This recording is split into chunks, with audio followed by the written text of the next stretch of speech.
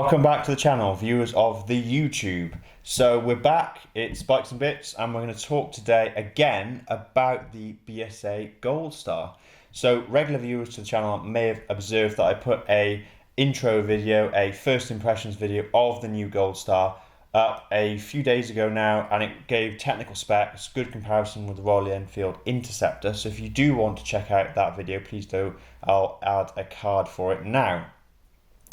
But we're going to come back and we're going to talk through some of the feedback, some of the comments, some of the talking points that viewers of this video had about the Goldstar. Might reflect people's opinion in general, might be an interesting video for you. And we're going to talk about the design cues that BSA have used for this motorcycle and how some of them are a little bit illusionary in nature, little harks to the past that are perhaps masking true elements of the motorcycle.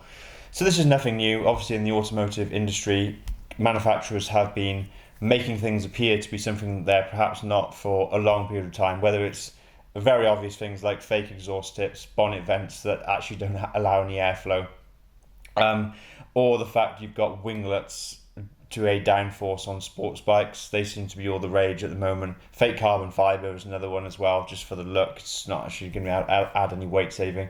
So a little bit surplus to actual requirements, what you actually need for the performance of that bike. In extreme cases, in BMW's case, they have dropped the V8 and V10 from the M5 and M3, or M4 as it's called now, put a straight six twin turbo in, but because the owners weren't altogether happy with the sound of that engine, they started piping sound electronically into the cabin. So the manufacturers are guilty of these little design elements that perhaps make the vehicle look like something it's not. So we're going to come on to BSA's case. Obviously they've made the Goldstar again, released in 2021. And with the Goldstar, there are some design elements to it. Obviously, it's a retro cruiser. It's got the main elements of a retro bike, a retro British bike as well. So it's got the large single seat, spoke wheels, obviously non-adjustable forks, twin shocks at the rear, single disc at front. If you want more detail, go and look at the other video because that will explain a little bit better. But there's also some design cues that they've made to artificially hide elements of the bike. So most obviously, we could talk about the fake carburetor, which is, as far as I can tell, a plastic mock-up of a carburetor that sits in place where the carb would actually exist, and that gives the illusion of a single cylinder fed fuel by a carburetor. But in fact, obviously in 2022 this bike is fuel injected. You've also got the large single, the big thumper, which has a very pronounced fin stack, but that's also coupled with a rather boxy and sizable Land Rover spec, as some owners have called it, rad at the front. And unlike the Royal Enfield Interceptor, where the rad's actually at least mounted in between the downpipes, the down tube, of the frame, it's kind of a svelte radiator that actually fits within the bike. The BSA's radiator looks a little bit big, it looks a little bit unwieldy, it looks a bit boxy, it looks like it shouldn't perhaps fit there. They should have used a different spec item.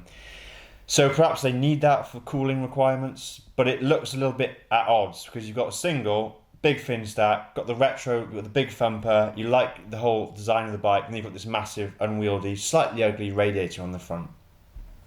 So you've got the radiator, you've got the fake carb, and then you've also got this little trick they've played with the exhaust. Comes out of the engine, down the downpipe, and almost as soon as you come down the manifold, you've got this heat shield cover. And that's not just to protect your leg. So the heat shield cover on the BSA actually to mask the catalytic converter on that bike. So it's hard to blame them for this feature. I know with Euro 5 and everything, manufacturers are forced into making changes. I mean, look what's happened to the 600 class of sports bike. It's really impactful.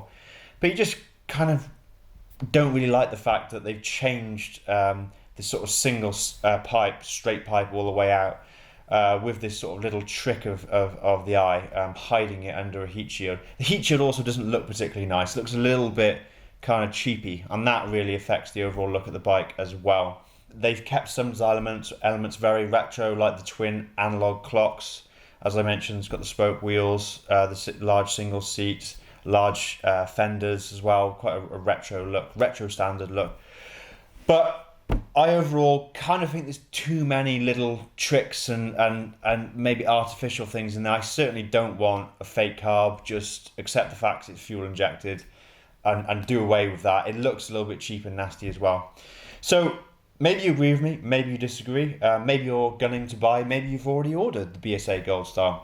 Let me know what you think in the comments. All right, thanks for listening. Again, this is the end of the video from me. I will join you in the next one. If you did like the content, please do like, and if you really like what we put out on the channel, then consider subscribing for more updates. Right, see you in the next one, team.